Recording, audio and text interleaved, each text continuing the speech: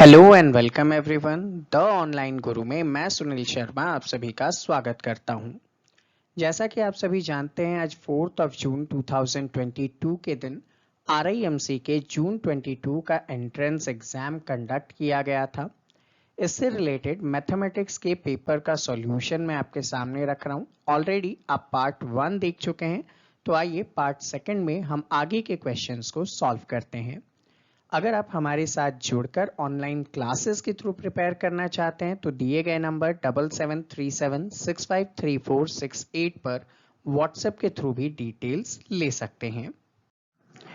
Question आपसे पूछा गया था कि आपको 4250 रुपीज को 3 पार्ट्स में डिवाइड करने हैं और ऐसे करना है that second one is 80% of the first one. ठीक है, तो यहाँ पे मैं अगर लिखता हूं कि ये फर्स्ट वन है, ये सेकेंड वन है और ये थर्ड वन है। अब यहाँ पे क्या गिवन है, the ratio between the first and third is 5 and 8। ठीक है, ये 5 है, ये 8 है, तो सेकेंड वन क्या होगा? तो सेकेंड वन के बारे में क्या बोला है, 80% ऑफ द फर्स्ट। फर्स्ट में कौन है? 5। 5 का 80% आप निकालिए तो आ जाएगा कितना? 4 आ जाएगा। तो इन तीनों के बीच का रेशियो क्या है? 5:4:8। अब आपको निकालना है फर्स्ट वन। 4250 का फर्स्ट वन कितना है? 5 अपॉन टोटल 8 और 4 12 और 5 17। इसे आप सॉल्व करेंगे। सेकेंड वन जब आपको निकालना है तो 4250 का 4/17 सॉल्व करेंगे और जब थर्ड वन निकालेंगे तो 4250 का 8/17 सॉल्व करेंगे। तो सॉल्व करने के बाद 1250 आता है नंबर 1, सेकेंड आ जाता है 1000 एंड थर्ड आ जाता है 2000। ठीक है, तो ओवरऑल आपके आंसर कितने हैं? First one is 1250, second one is 1000, third one is 2000। तो देखिए इस वाले क्वेश्चन में थोड़ा सा यहाँ पे मिस्टेक है, फिर भी हम लोग चेक करते हैं कि इसे सॉल्व कैसे कर सकते थे। देखिए यहाँ पे बी का जो एंगल है वही एंगल यहाँ पे आना चाहिए। ठीक है, अब अगर ऐसा होता है तो यहाँ की वैल्यू क्या हो जाएगी? y-11 हो जाएगी। अब इस अकॉर्डिंग अगर आप इसे सॉल्व करेंगे तो आपके सामने क्या हो जाएगा? 2x plus Y. ठीक है, इसमें मैं ऐड कर देना चाहूंगा y-11 और y नहीं है, ऊपर x है, तो यहाँ पे x प्लस 19 को, और ये सारे कितने होने चाहिए? 180 डिग्री के आना चाहिए। अब सम करो, देखो 2x और x कितने हो जाएंगे? 3x हो जाएंगे। अब ये y, तो यहाँ पे ओवरऑल क्या हो गया? 2y हो गया। -11 और प्लस का 19, तो यहाँ पे इन दोनों को राइट हैंड पे भेज दूंगा। तो पहले सॉल्व करो, -11 और प्लस 19 से क्या होगा? प्लस का 8, तो राइट हैंड साइड पे -8 हो जाएगा। तो 3x plus 2y is equals to कितने होंगे? 172। अब देखिएगा, और आप क्या कर सकते हैं? आप ये कर सकते हैं कि ट्राइंगल के अंदर जितने एंगल हैं उनका सम कितना होता है? 180 होता है। तो आपने लिखा 2x प्लस वाई प्लस में x प्लस का 11। ठीक है, उसके बाद आपने क्या लिखा है यहाँ पे? y माइनस का 11 और इन सबको 180 के इक्वल किया। तो देखो 2x और x कितने हो गए? 3x। y और y कितने हो गए? 2y।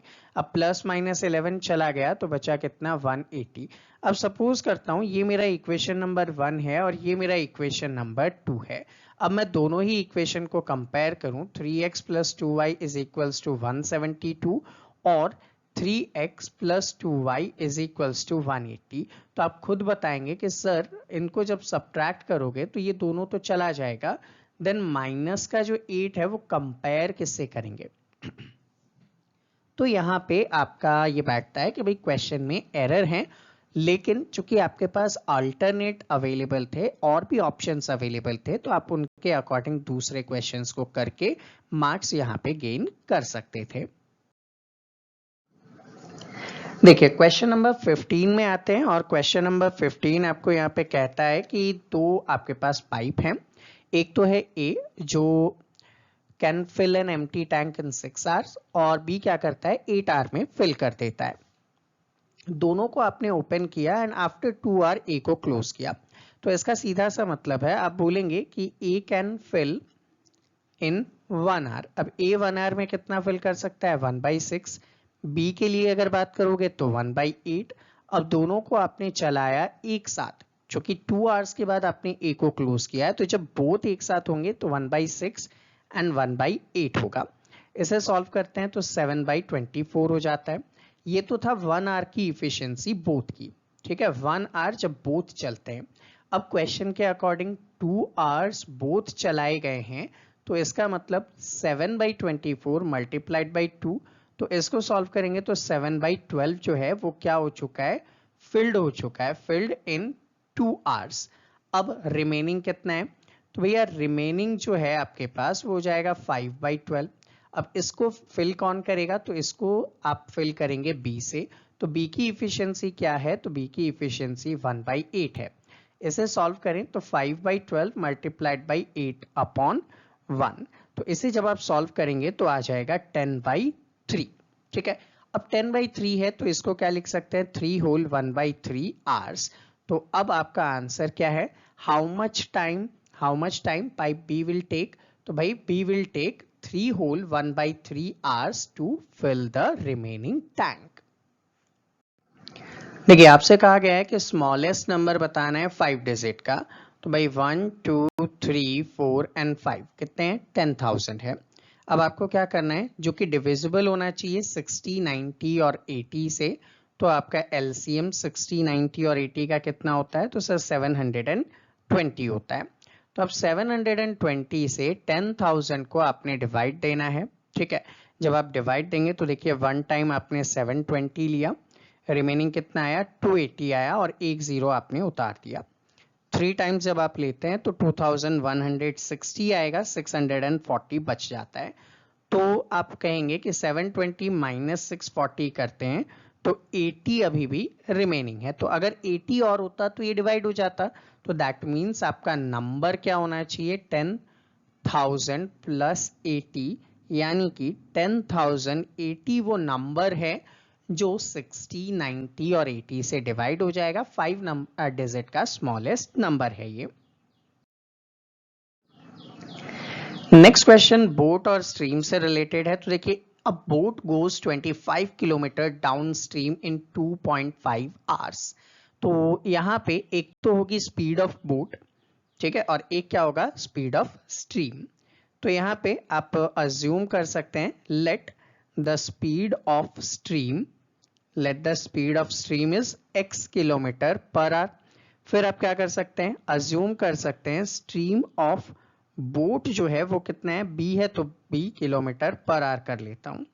अब इसके अकॉर्डिंग आप यहाँ पे अगर इसको सिंप्लीफाई करें तो आपको पता है कि speed is equals to distance upon time. अब आपको बता रहा है कि a boat goes 25 kilometre downstream, तो डिस्टेंस कितना है 25, टाइम कितना लगता है 2.5 आवर्स लगता है, और स्पीड आपको पता है कि जब डाउन स्ट्रीम जाते हैं तो दोनों स्पीड ऐड हो जाती है। तो स्ट्रीम प्लस बोट दोनों को जब आप ऐड करेंगे तो यहाँ पे क्या आ जाएगा, ये आ जाएगा। अब सॉल्व करेंगे तो x प्लस बी की वैल्यू जो आती है वो आ जाएगी 10 किलोमीटर पर आवर, यानी कि स्ट्रीम और पोर्ट दोनों को मिला के स्पीड कितनी हो जाती है, 10 किलोमीटर पर आवर हो जाती है। अब सेकंड थिंग क्या होता है, अब सेकंड थिंग ये हो जाता है कि जब आप अगेंस्ट जा रहे होते हैं, ठीक है, जब आप क्या कर रहे होते हैं, अपस्ट्रीम जा रहे हैं या अगेंस्ट जा रहे हैं, तो आपकी स्पीड क्या हो जाती है, कम हो जाती है। अब कम हो जाती है दैट इन सेंस कि आपको क्या करना पड़ता है, माइनस करना पड़ता है, करेक्ट है। तो आपको क्या करना पड़ता है, माइनस करना पड़ता है इनके पर्टिकुलर स्पीड को। अब आप मुझे बताइए कि आप स्ट्रीम से आपकी स्पीड ज्यादा है या आपकी स्पीड ज्यादा है, स्ट्रीम की स्पीड कम है, ऐसा कहीं भी क्वेश्चन में नहीं गिवन। तो आप b माइनस एक्स करेंगे या x माइनस बी करेंगे, ये अनक्लियर सिचुएशन आ जाती है आपके सामने, ठीक है। ये हो सकता था कि भाई यहाँ पे जो 7 किलोमीटर की स्पीड हो किसकी, x की यानी कि स्ट्रीम की, और 3 किलोमीटर की आपकी स्पीड हो तो आपकी स्पीड बढ़ के 10 हो गई। लेकिन जब रिवर्स होगी तो 7 माइनस 3 क्या बच जानी चाहिए, 4 किलोमीटर पर आवर बच जानी चाहिए, ठीक है। तो ये एक कॉन्सेप्ट है जिसको आपको यहाँ पे एप्लीकेबल करना है। तो आप यहाँ पे क्या कर सकते हैं कि भाई बोट की ज्यादा मानूं या स्ट्रीम की ज्यादा मानूं, तो मैं यहाँ पे क्या करता हूं, मैं यहाँ पे ये मान लेता हूं, ठीक है, मैं यहाँ पे ये मान लेता हूं कि जो स्पीड है ना वो बोट की ज्यादा है, स्ट्रीम की कम है। ठीक, अगर मैं ऐसा मानता हूं तो मैं क्या करूंगा, बोट की स्पीड ज्यादा थी तो मैं क्या करूंगा, b माइनस एक्स करूंगा। अगर मैं ये अज्यूम करता हूं कि स्ट्रीम की स्पीड ज्यादा थी तो मैं क्या करूंगा, x माइनस बी करूंगा। दोनों चीजें हैं आपके पास। तो अब एक बार तो मैं x माइनस बी करके आपको दिखाता हूं। तो x माइनस बी जब आप करेंगे तो ये कितना होगा, 12 डिवाइडेड बाई 3 यानी कि 4 किलोमीटर पर आर। तो x माइनस बी क्या है, 4 kilometre per are, x plus B क्या है, 10 किलोमीटर पर आर। सॉल्व कीजिए, x plus B is equals to 10 और x minus B is equals to 4। कुछ मत करो, ऐड करोगे तो 2x इज इक्वल्स टू, ये चला गया 14 तो x इज इक्वल्स टू 7 आ गया। अब x क्या था, तो स्पीड ऑफ द स्ट्रीम। ठीक है, तो स्पीड ऑफ स्ट्रीम कितना आ जाएगा, x किलोमीटर पर आर आ जाएगा, x किलोमीटर पर आर आ जाएगा। अब आपको क्या निकालनी है, देखिए, find the steam speed of the boat in the still water. तो बोट की कैसे निकालें, b की वैल्यू फाइंड आउट करनी है। तो भाई x प्लस बी जो था वो 10 किलोमीटर पर आर है, x की जगह आप 7 रख देते हैं, plus B is equals to 10।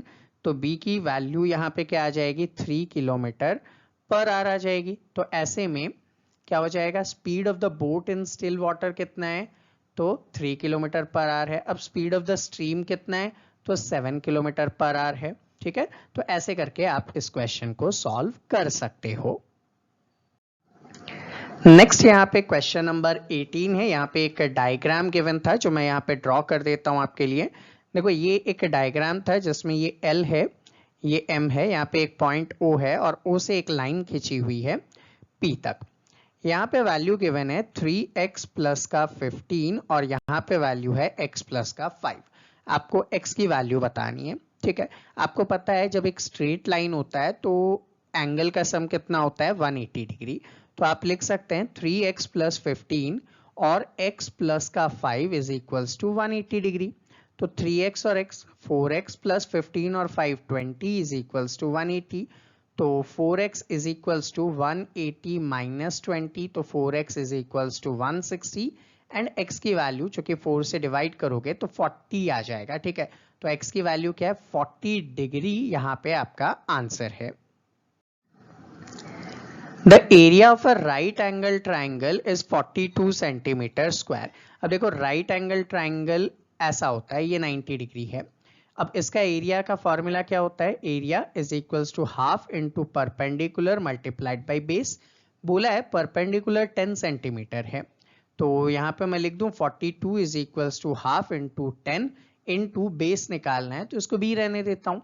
तो यहाँ पे सिंपली एंड सिंपली b की वैल्यू निकालनी है, तो b क्या हो जाएगा, 42 इंटू 2/10 हो जाएगा। ठीक है, 42 2/10 हो जाएगा। तो जब सॉल्व करेंगे तो b is equals to 42 into 2, 2 2 4, 84/10, तो 8.4। ठीक है, क्या आ जाएगा, 8.4, जो कि यूनिट सेंटीमीटर है तो मैं क्या लिख दूंगा, सेंटीमीटर में लिख दूंगा। नेक्स्ट क्वेश्चन कहता है कि अ train covers a distance between two station A and be in 2 hours. देखो, मैं यहाँ पे लिखता हूँ कि भाई ये एक स्टेशन ए है और ये एक स्टेशन बी है और इनके बीच का डिस्टेंस नहीं पता तो मैंने अज्यूम कर लिया कि x है। If the speed of the train is reduced by 6 kilometre per hour, पहली चीज तो ये कि भाई स्पीड का फॉर्मूला क्या होता है, तो speed is equals to distance upon time होता है। अब पहले यहाँ पे बोला था कि 2 आवर्स में चला जाता है, तो पहले स्पीड कितनी थी, डिस्टेंस था x, 2 आवर्स में था तो पहले की स्पीड क्या थी, यहाँ पे x/2 थी।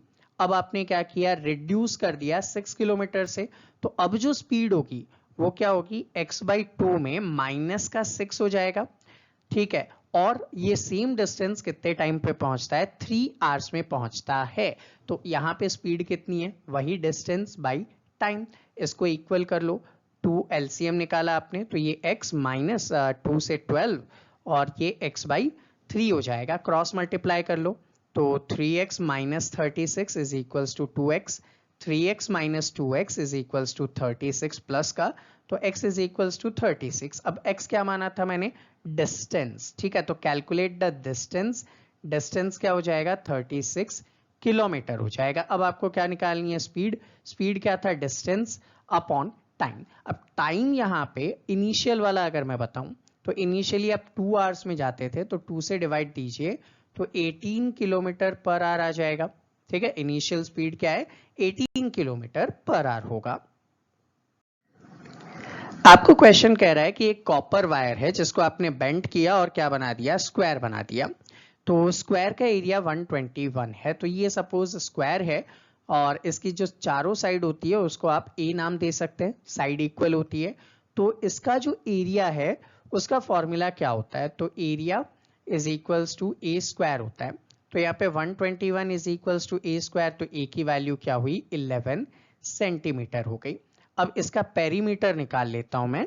तो इसका पेरीमीटर क्या होता है, 4 इंटू साइड होता है, यानी कि 44 सेंटीमीटर है। तो आपका जो वायर है वो कितना लंबा है, 44 सेंटीमीटर लंबा है। इसको आपने क्या कर दिया, सर्कल बना दिया। तो ये सर्कल 44 सेंटीमीटर वायर से बना है, यानी कि इसका पेरीमीटर तो वो क्या होता है 2 पाई आर, और 44 is equals to 2 pi R है। तो r की वैल्यू निकालो, तो यहाँ पे 44 is equals to 2 into 22/7 into R. तो 44 इंटू 7 और 2 इंटू 22, तो r की वैल्यू क्या बचेगी, 7 सेंटीमीटर बच जाएगी। अब आपसे पूछा क्या है, find the area of the circle. तो एरिया ऑफ सर्कल क्या होता है, तो आप बोलेंगे पाई आर स्क्वायर। ठीक है, पाई आर स्क्वायर तो 22/7, आर क्या है 7, तो 7 से 7 काटा, 7 2 जा 14, 7 2 जा 14 और 1 15, तो 154 सेंटीमीटर का स्क्वायर जो है वो आपका यहाँ पे क्या हो जाएगा, आंसर हो जाएगा। नेक्स्ट क्वेश्चन में आपको यहाँ पे बोला गया है कि रहीम ने सेल आउट किया है अपने 2 बफेलो को, कितने में, 20,000 ईच में। आपको पता है जब सेम अमाउंट होता है और प्रॉफिट एंड लॉस इक्वल होता है तो हम लोग डायरेक्ट निकाल लेते थे, लेकिन यहाँ पे इक्वल नहीं है। एक में 5% गेन है और एक में 10% का लॉस है। तो मैं क्या करूंगा, सीपी निकालूंगा। कब निकालूंगा, इफ 5% गेन। तो ऐसे में मैं यहाँ पे क्या कह सकता हूँ कि भाई x का 105/100 इज इक्वल्स टू 20,000। सॉल्व करता हूँ तो जो सीपी आती है वो आती है 19,047.62। कैलकुलेशन थोड़ा सा टिपिकल है। अब सीपी निकालो इफ 10% का आपको क्या होता है, लॉस होता है। तो x का 90/100 इज इक्वल्स टू क्या है, 20,000। तो इसे सॉल्व करोगे तो ये 41,269, नहीं सॉरी, ये जो अमाउंट आएगा वो कितना आएगा, 22,222.22। अब आपका जो टोटल सीपी है वो कितना हो गया, तो दोनों को जोड़ के 41,269.84 हो जाएगा। और सेलिंग प्राइस ईच 20,000 का था, तो टोटल कितना हो गया, 40,000 हो गया। अब सेलिंग प्राइस और कॉस्ट प्राइस ज्यादा है तो आपको क्या होगा, लॉस होगा। ओवरऑल कितना लॉस हुआ, तो भाई 41,269.84 माइनस 40,000, तो सॉल्व करके 1269.84 का यहाँ पे आपको क्या हुआ है, लॉस हुआ है। तो आपका आंसर क्या है, 1269.84। Next question, the price of a machine depreciates 10% every year. अभी उसकी वैल्यू कितनी है, यहाँ पे 1, 10, 100, 1000, 10,000, लाख, 1 लाख है। तो 3 इयर्स के बाद क्या होगा, तो भाई सीधा सिंपल सा 1 लाख कम हो गया 10% तो 90, फिर अगले साल 90/100, फिर अगले साल 90/100। तो यहाँ पे देखो 2 0 2 4 0, तो ये 3 और 1 4, ये 5 0 5 0, ये 0 और ये 0, बचेगा क्या, 90 इंटू 90 इंटू 9, तो 72,900 जो है वो आपकी वैल्यू बच जाएगी। तो स्टूडेंट ये था हमारा आज का सेशन। आई होप आप सभी को इजीली समझ में आया हो। अगर आप भी हमारे साथ जुड़कर ऑनलाइन क्लासेस के थ्रू प्रिपेयर करना चाहते हैं तो दिए गए नंबर 7737653468 पर व्हाट्सएप के थ्रू भी डिटेल्स ले सकते हैं। मिलते हैं आपसे अगले सेशन में, तब तक के लिए जय हिंद।